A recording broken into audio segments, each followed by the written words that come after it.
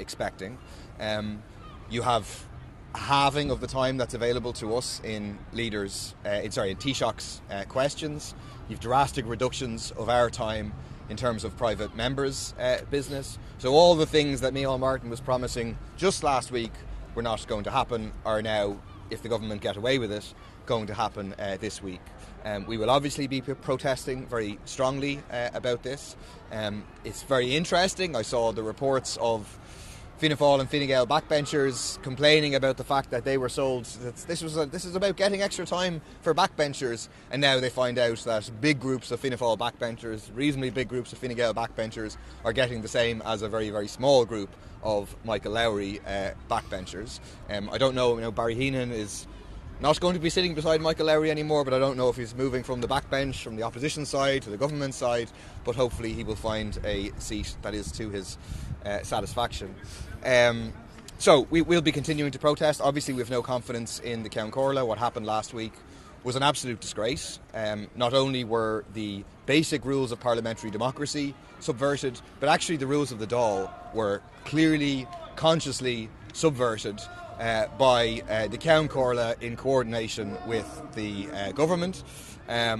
What happened, you can listen to what happened, you can watch the video. It's very, very clear that multiple rules were broken. The first one was that a vote was called on the order of business, and that vote was not granted, contrary to the standing orders. The second one was that the amendment to the standing order was meant to be put. That's what we were meant to be voting on, but then it was deemed that we were voting on the original government standing orders. The third thing was that the Ceann Comhairle just unilaterally ripped up the pre-existing Dáil agenda.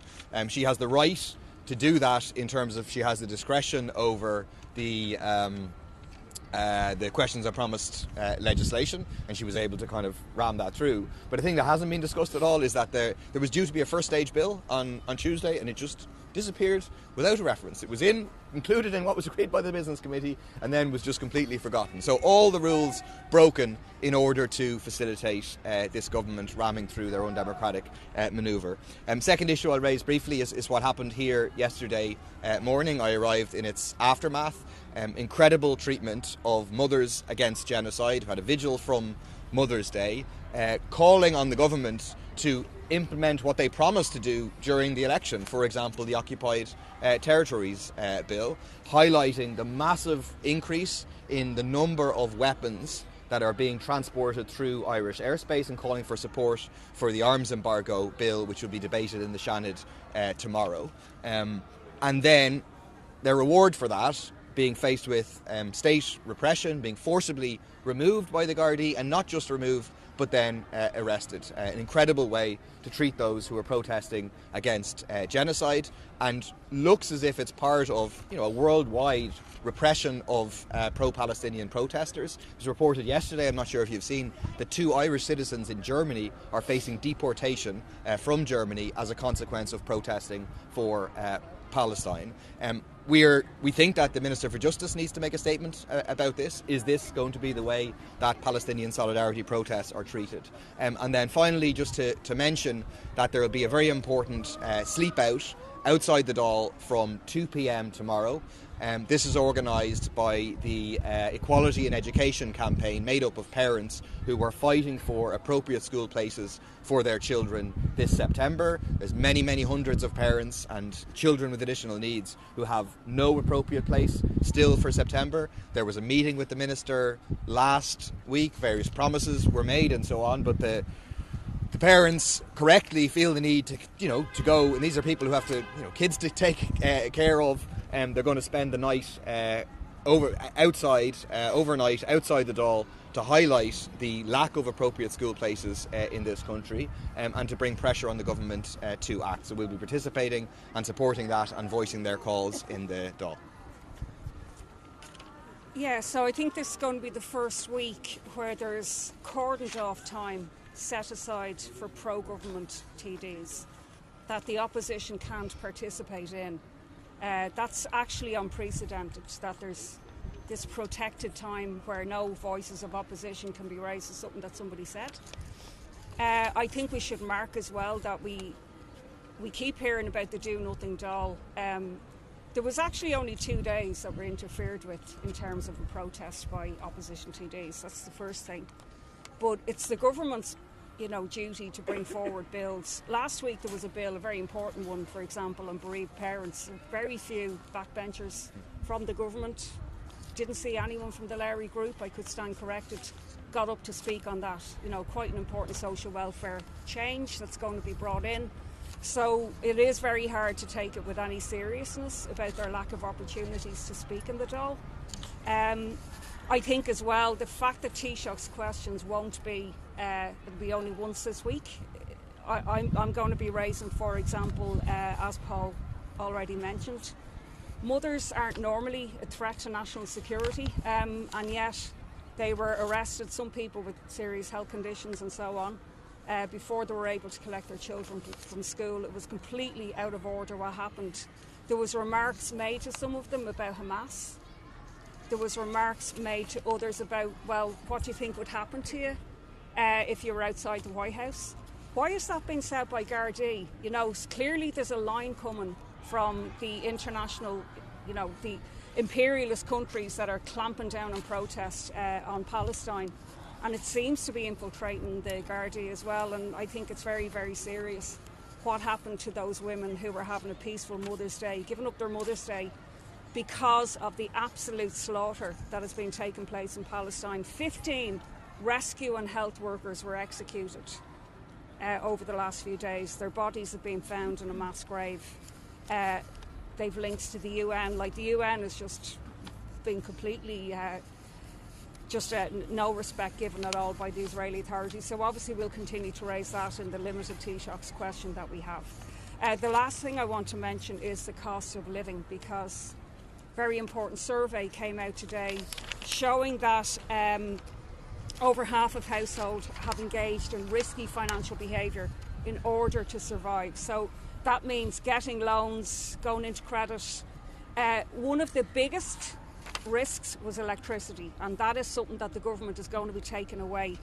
Another cost of living measure, it's been announced by the Minister for Higher Education that they will take away potentially the €1,000 on the third level fees. Again, that was a huge plank of the election campaign, and it's another plank that's been just taken away. The free HRT, the cost of living one-off measures, obviously the housing figures, a whole load of things. Complete change in tone now from this government, moving in a much more Thatcherite direction. So they're also things that we'll be raising with the government. Ruth, can I just ask you about the protest outside yesterday? Some of the government TDs were critical of the opposition's criticism of the Gardaí, and they were saying that if people are blocking the gate to Leinster House, regardless of what they're protesting or who they are, they have to be moved along. They should not be allowed to sit down at the gate to Leinster House and prevent people coming in and out of Parliament. Is that a fair criticism? Usually on a Monday at 5:30 in the morning, there's not too many TDs trying to get into Leinster House. This move by the Gardaí happened at around that time. They started. It didn't. It happened I was there. I filmed it. It happened at 8:30. They came along and then started making moves at around that time. So the gates open at 7:30. Well, just a couple of things about what happened, right? The gates of Leinster House aren't sacrosanct. People are allowed to protest in front of the Parliament, without being dragged away and arrested and cautioned. They've been issued with adult cautions. Why was that necessary? I'm sure some sort of time could have been agreed.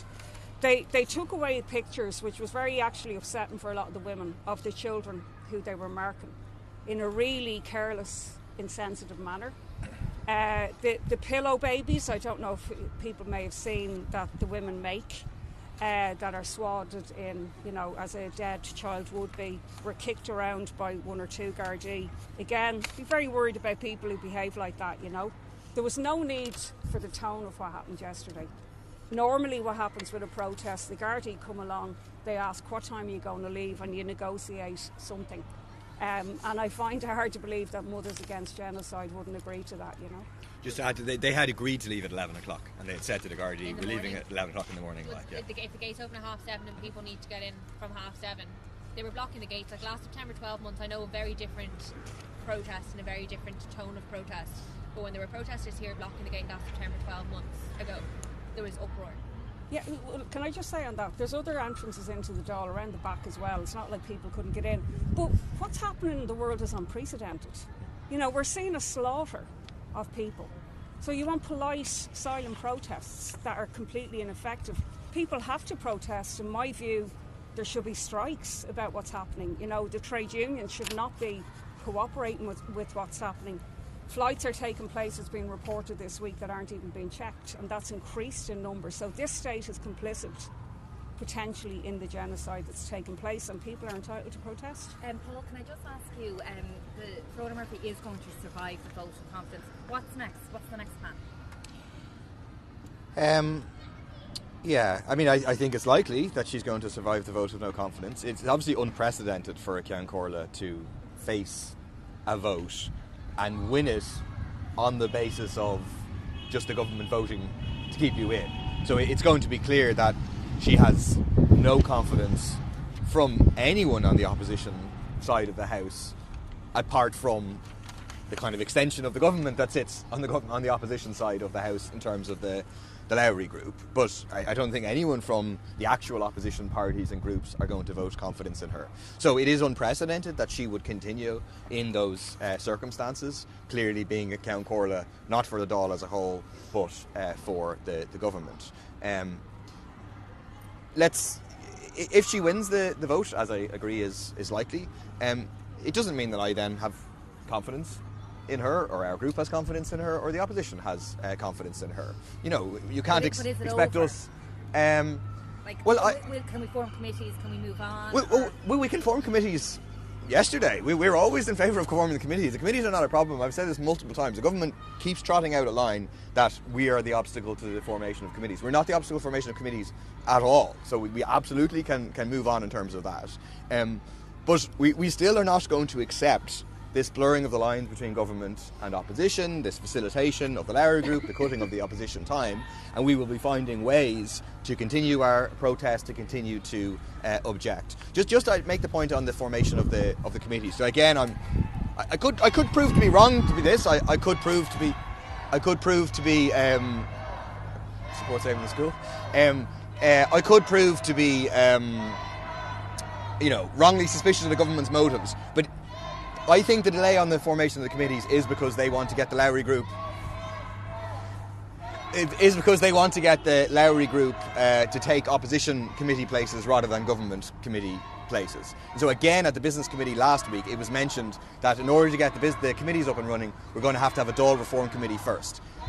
That doesn't make sense. That isn't what happens. What happens is that the business committee meets as the committee of selection, and it's done. So again, that suggests to me that there is going to be an attempt to get the Lowry group into the opposition slots in the committees. But let's see if that's what comes. If it is, that's another real affront to the way the Dáil is meant to function, and will be the subject of further protests. Are you going to disrupt the new speaking staff of the Dáil when Michael Lowry is happening? We're going to consider exactly what we do between ourselves and discussing with the other groups, and work out what the most effective way of continuing the protest is. And you should say that a line has been crossed here, a new precedent has been set in the Dáil that can't be gone back on. What do you say to that? I agree, a line has been crossed. The line of the division between government and opposition, and the leaders' questions exists to enable the opposition to ask questions of the government. That line has been crossed by the government by facilitating Lowry and now government backbenchers.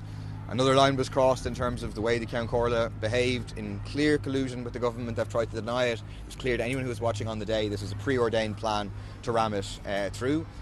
So yeah, I think lines have been crossed. Is it possible she was inexperienced rather than clearly colluding, as you said there? No, I don't think so. I think it was clear to me sitting in there.